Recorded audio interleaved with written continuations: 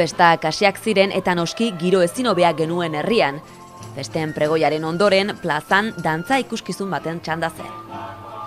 Bertan, EGAPE ikastolako eta Presentación de Maria ikastetxeko aurrek dantza ederrak eskaini zizkiguten. Hori bai, musika onaren laguntzarekin.